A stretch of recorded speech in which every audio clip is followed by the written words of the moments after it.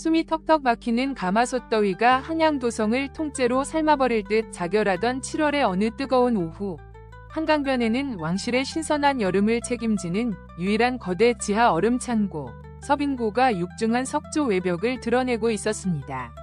이 서빙고는 지상에서 바라보면 그저 평범한 석빙고처럼 보였으나 일단 육중한 나무 문을 열고 계단을 따라 끝없이 내려가면 사방이 수만 장의 단단한 강얼음 벽으로 둘러싸인 뼈가 시리다 못해 살점이 찢겨나가는 혹독한 한기가 몰아치는 기괴한 지하 동토였습니다. 마침 다가올 대궐의 큰 연회에 쓰일 최고급 대형 통얼음을 최종 검수하기 위해 신분이 전혀 다른 3명의 사내가 횃불 하나에 위지한 채 서빙고에서 가장 깊고 외진 지하 3층 제오밀실로 걸어 들어갔습니다. 첫 번째 사내는 한겨울 얼어붙은 한강에서 평생 얼음을 깨고 다듬어온 서빙고의 내부 미로와 얼음의 결을 누구보다 잘 아는 베테랑 채굴꾼 마 서방이었습니다. 두 번째 사내는 남들보다 머리 하나가 더 크고 황소 3마리의 힘을 쥐었다고 소문난 국가의 거대한 석재와 물자를 도맡아 나르는 관아의 최고 장사 바오였습니다.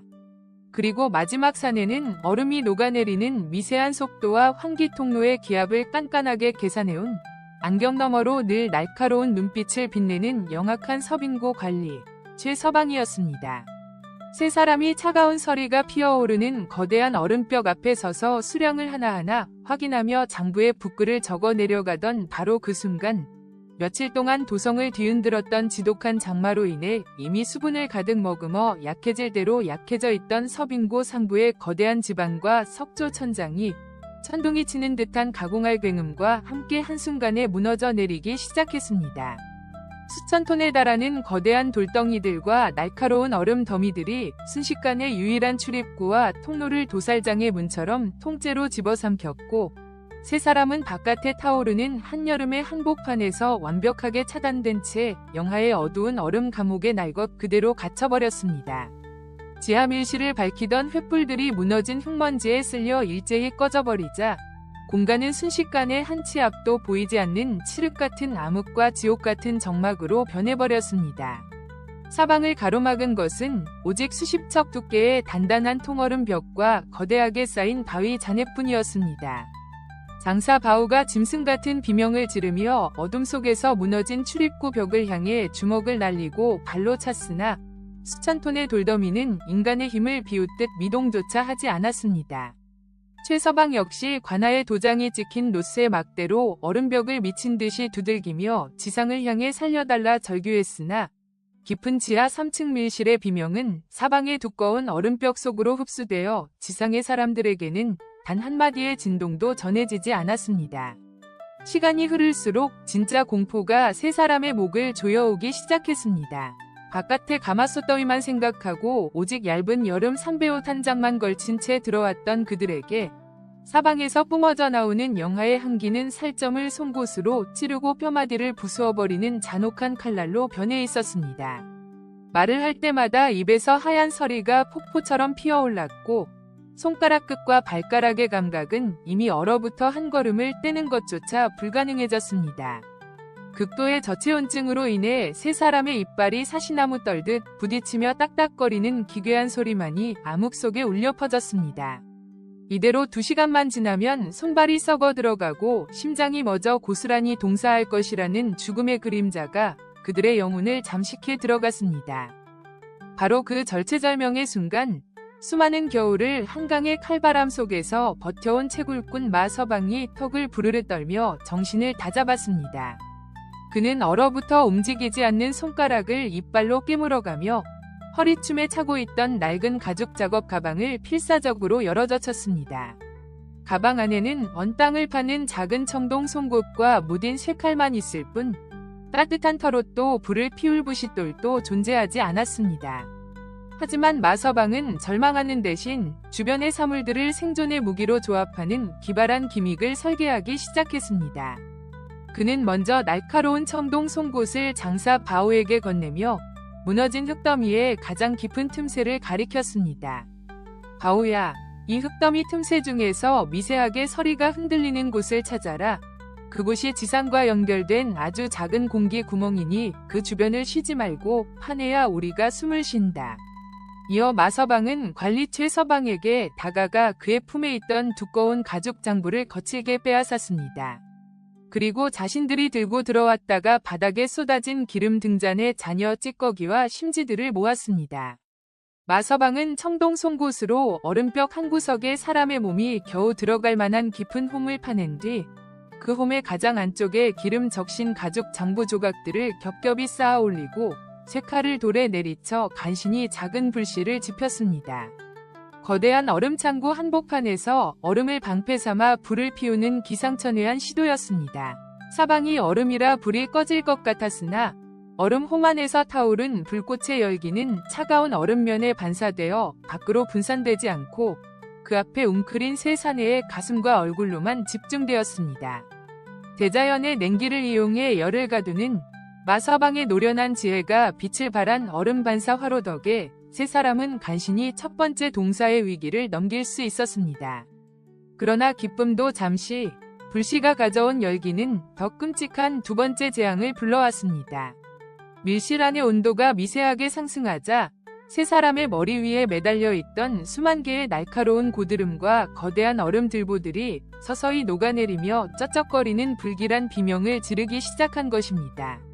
거대한 얼음 천장에 거미줄 같은 균열이 가기 시작했고 당장이라도 수십 톤의 얼음 덩어리가 낙하하여 그들의 머리를 짓부숴버릴 최악의 상황이었습니다.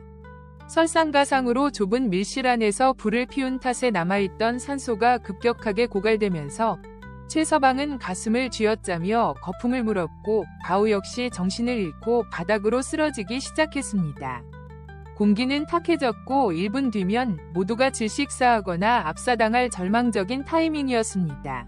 의식이 흐려져 가던 서빙고 관리 최서방이 서빙고의 도면을 떠올리며 핏물 섞인 목소리로 소리쳤습니다. 이 제5 밀실 바로 위 지층에 겨울철 습기를 빼내기 위해 지상과 직선으로 연결해둔 손바닥만 한 환기 통로가 분명히 존재하오. 하지만 지금 사방이 암흑이고 흙더미에 가려져 있어 그 구멍이 정확히 천장 어느 구석에 붙어 있는지 도저히 찾을 수가 없소. 마서방은 마지막 남은 산소를 몰아쉬며 자신의 평생 기술을 건 거대한 도박을 시작했습니다.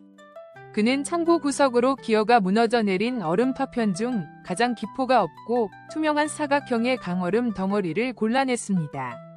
그리고 자신의 채굴용 칼을 사용하여 오직 감각만으로 그 투명한 얼음의 사방을 정교하고 매끄러운 곡선으로 깎아내기 시작했습니다. 마서방의 손끝에서 탄생한 것은 다름 아닌 빛을 한 곳으로 모으고 증폭시키는 거대한 얼음 볼록 렌즈였습니다. 마서방은 서서히 꺼져가는 등잔의 마지막 희미한 불씨 앞에 이 얼음 렌즈를 정확한 각도로 들이밀었습니다. 그러자 가냘프게 흔들리던 작은 불빛이 얼음 렌즈의 굴절을 통과하면서 수십 배의 강력한 광선으로 증폭되어 암흑이 가득한 천장의 어두운 구석을 날카로운 송곳처럼 찌르듯 비추기 시작했습니다. 달빛보다 강렬하게 일어난 그 불빛의 끝에 마침내 천장 구석 흙더미와 얼음 속에 교묘하게 숨겨져 있던 작은 환기 구멍의 위치가 선명하게 드러났습니다. 환기 구멍의 위치를 확인하자마자 마지막 생존 본능을 일깨운 장사 바우가 마서방의 어깨를 딛고 무서운 기세로 솟구쳐 올랐습니다. 바우는 청동 송곳을 쥐고 천장의 환기 구멍을 막고 있는 얼음층을 향해 자신의 온 체중을 실어 미친 듯이 격파하기 시작했습니다. 칠흑 같은 허공에서 쇠붙이와 얼음이 부딪히며 거대한 파편이 눈을 찔렀으나 수십 년 동안 굳어온 얼음벽은 쉽게 허락되지 않았습니다.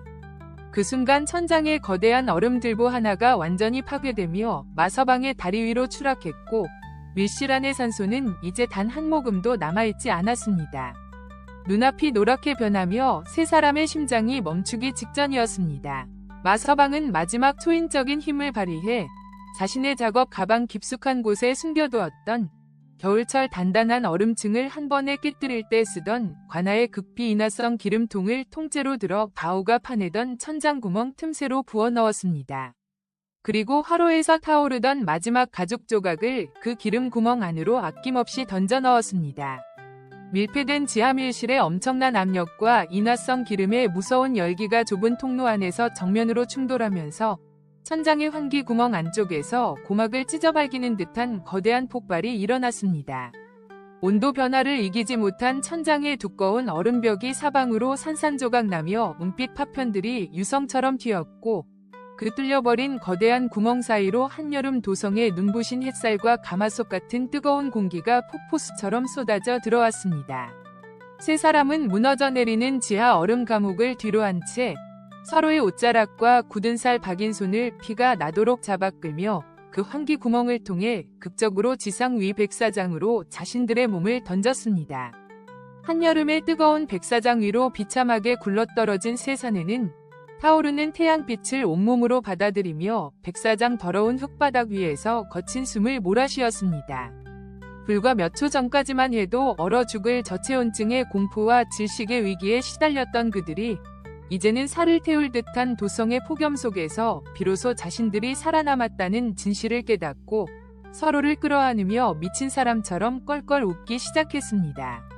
지상에 있던 서빙고의 다른 관원들과 수많은 한강변의 백성들이 웅장한 지하 폭발 소리에 놀라 사방에서 달려왔다가 온몸이 하얗게 서리와 얼음 파편으로 뒤덮인 채 극적으로 살아 돌아온 세 사람의 모습을 보며 경악을 금치 못하고 입을 다물지 못했습니다. 가장 천한 채굴꾼 마서방은 자신의 손에 쥔 부러진 청동 송곳과 햇빛 아래서 허무하게 녹아내리는 얼음 렌즈의 잔해를 바라보며 아무런 미련 없이 강가 대포집을 향해 묵묵히 걸어갔습니다. 오직 인간의 끈질긴 생존 본능과 주변의 하찮은 사물들을 무기로 삼은 기발한 과학적 기술만 있다면 제 아무리 잔혹한 대자연의 얼음 감옥일지라도 반드시 스스로 살아날 구멍을 뚫어낼 수 있다는 것을 증명해 보인 순간이었습니다.